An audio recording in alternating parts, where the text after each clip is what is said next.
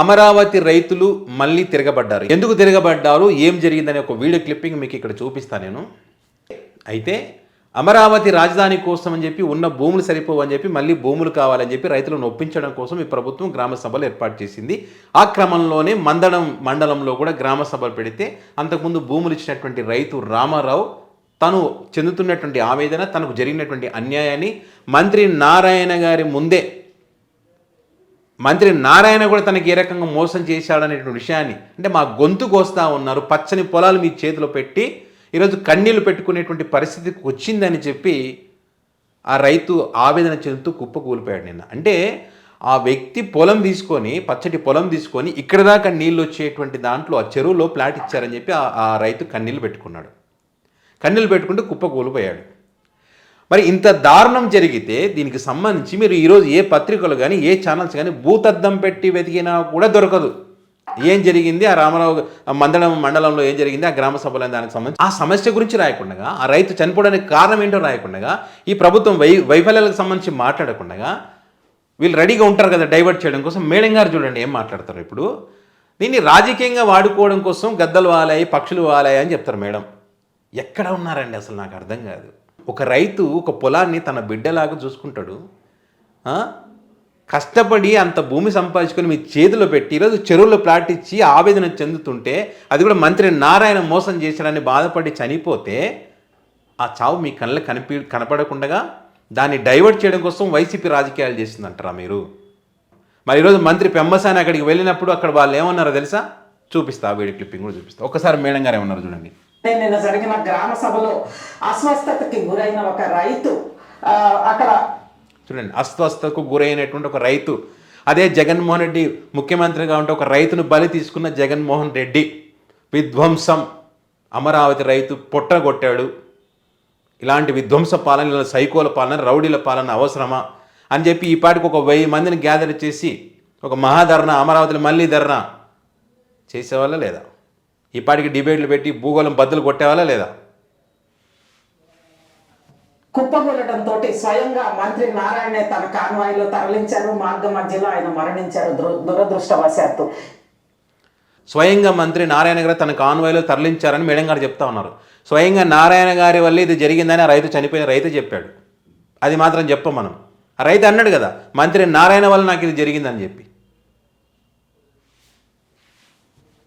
నేపథ్యంలో ఆ రైతు మరణాన్ని ఆసరాగా చేసుకుని రాజకీయ రాబందులు అక్కడికి వాలిపోయి చివరికి రాజధానికి కోసం శరవేగంగా వేస్తున్న ప్రాణం లాంటి సీడ్ యాక్సెస్ రోడ్లకి మిగిలిన అనుసంధానించే రోడ్లు, అదేవిధంగా చూడండి, శరవేగంగా ముందుకు పోతుంటే ఆ రైతు ఎందుకు ప్రశ్నిస్తాడండి? శరవేగంగా ముందుకు పోతుంటే నాకు ప్లాట్ రాలేదని చెప్పి సీడ్ యాక్సెస్ రోడ్లో ఇవ్వాల్సినటువంటి ప్లాట్ చెరువులో ఎందుకు ఇచ్చారండి? శరవేగంగా జరుగుతుంటే. సరే, వేగంగా జరగట్లేదని చెప్పి మంత్రి నారాయణ గారు చెప్పారు కదా, మళ్ళీ నీళ్లు తోడేస్తాం, చెట్లు కొట్టేస్తామని చెప్పి.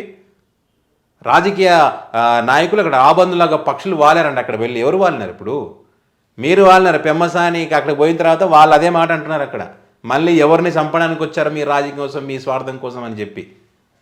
ఇప్పుడు ఇక్కడ బుక్ అయ్యారు మేడం, చూడండి ఒకసారి. అడ్డుకునే కుట్రలు చేస్తున్నాయా అని అనేది ఇప్పుడు ఈ రోజు మనం మహా డిబేట్ లో చర్చిద్దాం. మొత్తం 11.5 సంవత్సరాల్లో జగన్ పీరియడ్ 5 ఏళ్ళు పక్కన పెడితే 6.5 సంవత్సరాలు కూడా చంద్రబాబు గారు ముఖ్యమంత్రి. ఏం ఇన్నాళ్ళు వచ్చేసి అవసరమా? తెలంగాణ సచివాలయం కేవలం 616 కోట్లతో ఒక బ్రహ్మాండమైన సచివాలయాన్ని 2021లో శంకుస్థాపన చేసి 23లో ప్రారంభోత్సవం చేశారు. భారత పార్లమెంటు 900 కోట్లతో 3 ఏళ్ళు అయిపోయింది.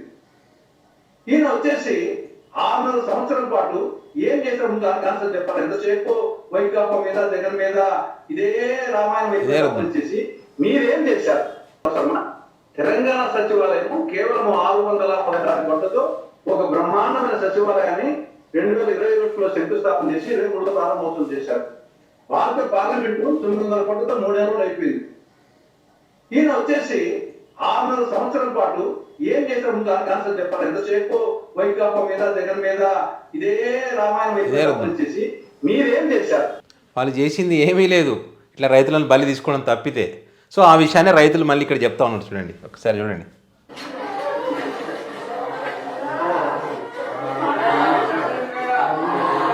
పెమ్మసాని గారు వెళ్తున్నారు.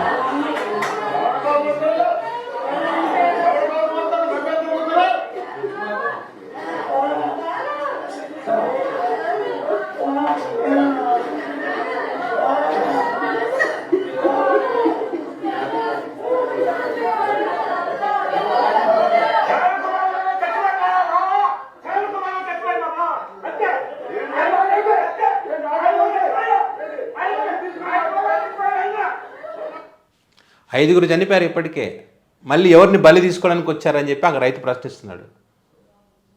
బాధ ఉంటుంది కదా, ఖచ్చితంగా బాధ ఉంటుంది కదా. మీ అన్యాయం, మీ వైఫల్యం వల్లనే కదా, ఈ కూటమి చేసిన పాపమే కదా అది. మరి ఆ చనిపోయిన రైతుకు సంబంధించి వీళ్ళు అడిగేటువంటి ప్రశ్నలకు సంబంధించి మన దాంట్లో డిబేట్ ఎందుకు పెట్టలేదు, దానికి సంబంధించి మేధావులను కూర్చోబెట్టి ఎందుకు మాట్లాడలేదు మేడం? రాజకీయ రాబందులు అన్నారు కదా, ఎవరు రాబందులు? ఇప్పుడు మనుషులను చంపేవాళ్ళు కదా రాబందులు. మరి రైతులను చంపుతున్నది ఎవరు వైఫల్యం వల్ల చనిపోతూ ఉన్నారు వీళ్ళు. తప్పు మీది పెట్టుకొని ఇది తప్పు జరిగింది కదా మీ కారణం చేతాన్ని ప్రశ్నించే వాళ్ళు రాజకీయ రాబందులు అవుతారా? ఎవరవుతారు?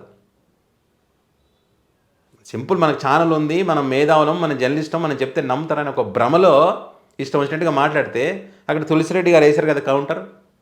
జగన్ గారి పీరియడ్ వదిలిపెడితే మిగతా టైం ఎక్కువగా ఉన్నది చంద్రబాబు గారు కదా. మరి ఎందుకని వాళ్ళ సమస్యలు పరిష్కారం చేయలేదు? వ్యవస్థలను గాడిన పెడతాం, 1 yearలో మొత్తం మార్చేస్తామన్నాం. అలా ఇప్పుడు ఏం చేస్తారు మరి 2019 వరకు? ఈ 2 yearsలో ఏం చేశారు? ఈ ప్రణాళిక చేయడం తప్పితే.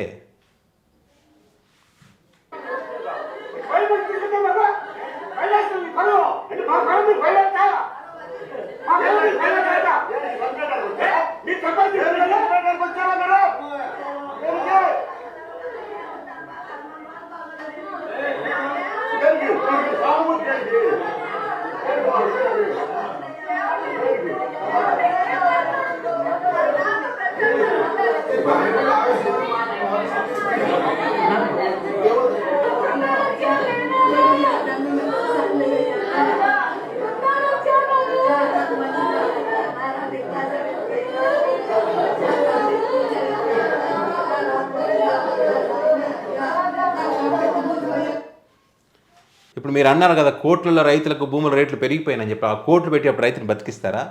వారి కన్నిటిని ఆపగలరా? ఆ వ్యక్తి లేని లోటు నా కుటుంబానికి మీరు తీర్చగలరా? మీతో అవుతుందా? చేయగలరా? ఒక మనిషి ప్రాణం తీసి మళ్ళీ మీరే రాజకీయాలు చేస్తూ అవతల వారిపైన నెట్టేస్తారా? కనీసం ఆ మనిషి చనిపోయిన ఆత్మ కన్నా కనీసం ప్రశాంతంగా ఉండే విధంగా మనం 2 మాటలు మాట్లాడాలి కదా. అస్వస్థకు గురయ్యాడు, అంతకుముందే ఇది ఉంది. చనిపోయిన వ్యక్తి మీద కూడా అబద్ధాలు చెప్పి రాజకీయం చేస్తున్నారంటే మీ ఇంతకన్నా దౌర్భాగ్యం, ఇంతకన్నా దరిద్రం ఏ రాష్ట్రంలోనే ప్రపంచంలో ఎక్కడైనా ఉంటుందా? ఇక్కడ తప్ప ఎక్కడ ఉండదు. సో కొంతమంది ఉట్టిగానే ఉరుకుతారు. అక్కడ సుప్రీంకోర్టు, హైకోర్టు ఆర్డర్లు ఉన్నా దాన్ని రాజకీయం చేయడం కోసం ఉరుకుతారు. చూసినా రాబందులు అంటే వాళ్ళు. ఇప్పటంలో జరిగితే పవన్ కళ్యాణ్ గారు వెహికల్ వేసుకుని పోలే, అది 42 ఇళ్ళు కూలిపోతే అక్కడ పోకుండా సైలెంట్గా ఉండలే. మంత్రి నారాయణ గారు ఎందుకు వెళ్ళలేకపోయారు అక్కడ? వైసీపీ పార్టీ రాబందులు, నాది రాబందులు, గద్దలు, పక్షులు అనుకో. మరి మీ ప్రభుత్వం మంచిది కదా, అద్భుతమైన పాలన అందిస్తుంది. నారాయణ గారు ఎందుకు అక్కడ ఆ వ్యక్తిని, ఆ కుటుంబాలను పరామర్శించలేదు? ఆ కుటుంబానికి ధైర్యం ఎందుకు చెప్పలేదు? ఎందుకంటే మీ తప్పు ఉంది కాబట్టి. దాని గురించి మనం చెప్పం, దాని గురించి డిబేట్లు పెట్టాం. మూర్ఖంగా ముందుకు పోయి ఆ ప్రాణాలు తీస్తే ఆ ఉసురు ఊరికే పోదు. వాళ్ళకి రెగ్యులర్ వాళ్ళని ఫాలో అయ్యే వాళ్ళని ఏకిపరుస్తున్నారు. అమ్మ ఈ టైంలో ఈ మాటలు, ఈ డిబేట్లు ఏంది తల్లి? గతంలో జగన్మోహన్ రెడ్డి గారు ముఖ్యమంత్రిగా ఉన్నప్పుడు ఆ జరుగుతున్నటువంటి పరిణామాలన్నింటినీ మీరు ఏ రకంగా వర్ణించారు? రైతులు గొప్ప త్యాగం చేశారు రాష్ట్రం కోసమని అన్నారు మీరు. మరి అలా గొప్పగా త్యాగం చేసినటువంటి రైతులు ఈరోజు ఆ రైతు చనిపోతే మీకు కనపడలేదా? అప్పుడు మాత్రం నోరు వచ్చింది, ఇప్పుడు మాత్రం రాదా? కనీసం ఒక 2 నిమిషాలు మౌనం పాటించారా? మీరు జాకిలు పెట్టలేపే ప్రభుత్వం కానీ మీరు కానీ. అప్పుడు దేవుళ్ళు అయ్యారు ఈ రైతులు, ఇప్పుడు దయ్యాలు అయ్యారు. ఎందుకంటే ప్రశ్నిస్తున్నారు కాబట్టి. అక్కడ ఉన్నటువంటి రైతులే, భూములు ఇచ్చినటువంటి రైతులే తిరగబడేటువంటి పరిస్థితికి వచ్చింది. ఇప్పుడు కేంద్ర మంత్రి పెంబసాని గారు అక్కడ పోతే తిరగబడ్డారు. ఇంకా ఎంతమందిని చంపడానికి వచ్చారు ఇక్కడికి? ఇప్పటికే 5 చనిపోయారు. ఇక వద్దు అనే విధంగా వాళ్ళు మాట్లాడుతున్నారు. ఇది వాస్తవం.